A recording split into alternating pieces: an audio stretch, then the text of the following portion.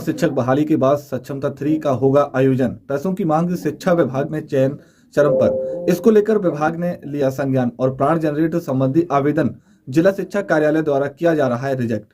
खबर देखने वाले आप तमाम दर्शक बंधुओं का एक बार फिर से आपके अपने YouTube चैनल पर आप सभी का स्वागत है। बिहार के वैसे शिक्षक जो प्रधान शिक्षक बहाली के लिए परीक्षा में सफल हो चुके हैं, उन्हें बेसब्री से इंतजार है कि आखिर मेरा विद्यालय का आवंटन कब किया जाएगा।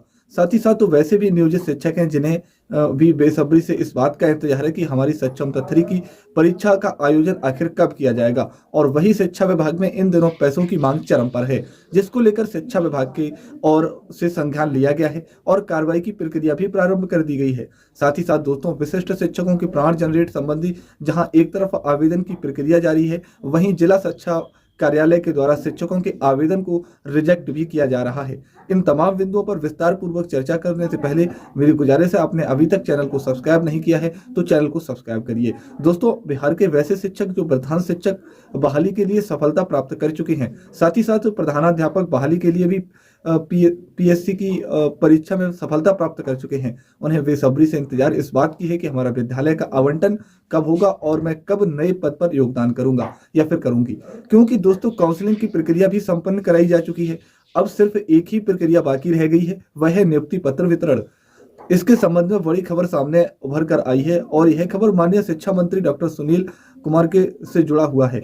दोस्तों, बीते कल ही माननीय शिक्षा मंत्री एक कार्यक्रम में भाग लिए थे और वह जेडीयू का ही कार्यक्रम था। उस कार्यक्रम में कुछ शिक्षक अभ्यर्थी जो सक्षम 3 के संबंध में जानकारी प्राप्त करना चाह रहे थे, उन्होंने माननीय शिक्षा मंत्री से सक्षम परीक्षा 3 के आयोजन संबंधी मुद्दों पर बातें की।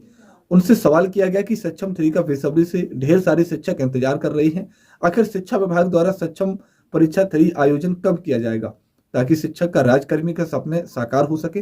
दोस्तों, इस सवाल के जवाब में शिक्षा मंत्री की ओर से सिर्फ और सिर्फ सक्षम परीक्षा बहाली के संबंध में ही उत्तर नहीं दिया गया, उनके स्तर से प्रधान शिक्षक बहाली संबंधी में भी जानकारी प्रदान की गई। उन्होंने बड़ी बातें दोनों बिंदुओं पर कह डाली जो आप इस वीडियो में देख सकते हैं। जब सुनिए, परीक्षा में नियोजित शिक्षकों के लिए किया जा रहा है तो वो शीघ्र हम लोगों ने रिक्वेस्ट किया है कि जल्द से जल्द फिर कर लें, लेकिन आपको बताना चाहेंगे कि हम लोगों ने जो प्रधान शिक्षक प्रधानाध्यापक की जो काउंसलिंग है पूरी कर ली है। ये शिक्षा मंत्री द्वारा कहा गया और हम लोग शीघ्र उन्हें नियुक्ति पत्र देंगे, है ना। तो ये सब बातें शिक्षा मंत्री के द्वारा कही गई।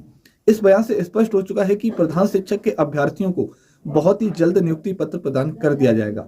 साथ ही साथ प्रधानाध्यापक बनने वाले अभ्यर्थियों को भी नियुक्ति पत्र शिक्षा विभाग की ओर से दे दिया जाएगा। लेकिन यहाँ पर बहुत जल्द शब्द सुनने को मिला है। माननीय शिक्षा मंत्री ने बहुत ही जल्द नियुक्ति पत्र वितरण संबंधी बातें कही हैं। यहाँ पर सवाल उठता है कि आखिर नियुक्ति पत्र का वितरण कब किया जाएगा, क्योंकि उधर ढेर सारे शिक्षक इंटरमीडिएट और मैट्रिक परीक्षा में भी सम्मिलित हो जाएंगे। ऐसे में क्या उन शिक्षकों को परीक्षा से अलग किया जाएगा? क्या शिक्षकों को नियुक्ति पत्र वितरण के बाद विद्यालय योगदान के क्रम में ज्यादा से ज्यादा समय दिया जाएगा?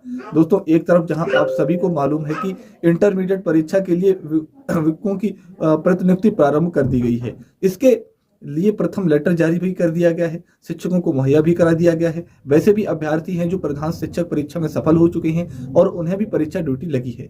ऐसे में क्या उन शिक्षकों को नियुक्ति पत्र मिलेगा? अगर मिलेगा तो इंटरमीडिएट की परीक्षा निश्चित रूप से बाधित होगी। तो ऐसे में आखिर शिक्षा विभाग क्या निर्णय लेगी? दोस्तों, जो खबर प्राप्त हो रही है, मिली खबर के अनुसार शिक्षा विभाग की ओर से रणनीति बनाई गई थी कि फरवरी में प्रथम सप्ताह में प्रधान शिक्षकों के अभ्यर्थियों की नियुक्ति पत्र प्रदान कर दिया जाए।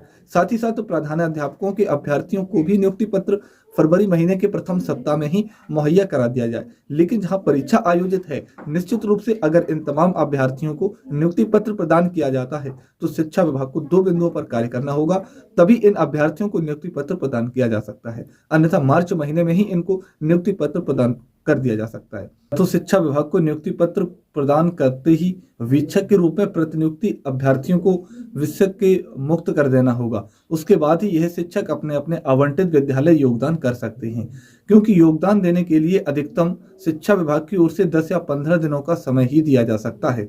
इससे ज्यादा समय नहीं दिया जाएगा और अभ्यर्थियों को नियुक्ति पत्र प्राप्त होते ही शिक्षक 10 दिनों का इंतजार नहीं करते हैं, 15 दिनों का इंतजार नहीं करते, सिर्फ और सिर्फ 1 या 2 दिन होता है। बस इतने दिन इंतजार के बाद अभ्यर्थियों के द्वारा विद्यालय योगदान कर लिया जाता है।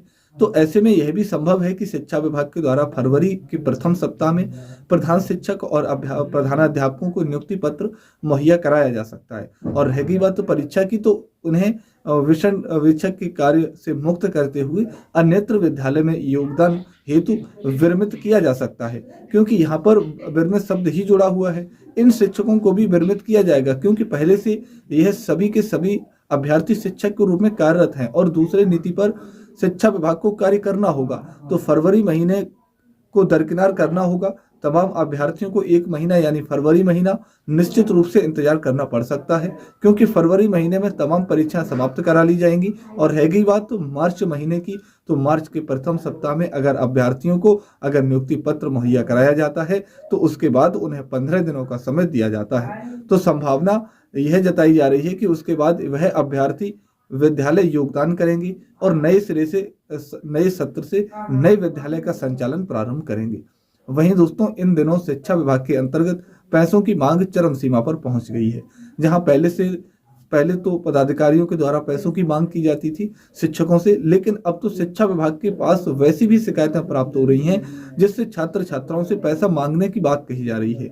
और इन बिंदुओं पर संज्ञान लेते हुए शिक्षा विभाग की ओर से प्राथमिक शिक्षा निदेशालय ने जिला शिक्षा पदाधिकारी जमुई को एक पत्र भी लिखा है, जो आप स्क्रीन पर देख सकते हैं। दोस्तों, इस पत्र में इस बात का उल्लेख किया गया है कि अभी तक कुल 3 शिकायतें प्राप्त हुई हैं, जिसमें प्रखंड शिक्षा पदाधिकारी या फिर प्रधानाध्यापक या फिर लेखपाल के द्वारा पैसों की मांग की जाती है और वह पैसा भी मांगा जाता है तो विद्यालय में नामांकित छात्र छात्राओं से मांगा जाता है, जिसके तहत इस पत्र में स्पष्ट उल्लेख किया गया है कि छात्रों का नामांकन लेने हेतु पैसों की मांग की जाती है, साथ ही साथ आधार कार्ड बनाने हेतु पैसों की मांग की जाती है। और शिक्षकों के संबंध में स्पष्ट किया गया है कि जब शिक्षकों से संबंधित अनुपस्थिति विवरणी जमा किया जाता है तो अनुपस्थिति विवरणी जमा करने के क्रम में भी शिक्षकों से पैसों की वसूली की जाती है। यह तमाम बातों का उल्लेख किया गया है पत्र में, जो जिला शिक्षा पदाधिकारी जमुई को लिखा गया है। इसमें स्पष्ट किया गया है कि हम बार बार ही पत्र को प्रति आपको भेजते रहे हैं, परंतु अभी तक एक भी शिकायत पर कार्रवाई नहीं की गई है और जिनके द्वारा भी यह भ्रष्टाचार किया जाता है उस पर कार्रवाई करना आपका दायित्व बनता है। आपके द्वारा अभी तक कोई कार्रवाई नहीं की गई है, इस एवज में क्यों नहीं आपके ऊपर विधि सम्मत कार्रवाई की जाए, इसके संबंध में 24 घंटों के अंदर स्पष्टीकरण प्रस्तुत करें। यानी स्पष्ट कह दिया गया है कि प्रखंड शिक्षा पदाधिकारियों की ओर से पैसों की मांग की जाती है। स्पष्ट है कि जब शिक्षकों की अनुपस्थिति विवरणी संबंधी मुद्दा आता है उस वक्त भी शिक्षकों से पैसे वसूली का कार्य किया जाता है और लगभग बिहार के सभी शिक्षक ऐसे होंगे जिनसे किसी न किसी रूप में वेतन भुगतान के मामले में पैसों की मांग अवश्य की जाती है। वहीं दोस्तों, छात्रों की बात कह दी जाए तो अब विद्यालय के प्रधानाध्यापक और साथ ही विद्यालय अध्यापकों पर भी शिकायतें आनी शुरू हो गई हैं। इन सभी पर आरोप है कि आधार कार्ड बनाने के क्रम में छात्रों से पैसों की मांग की जाती है।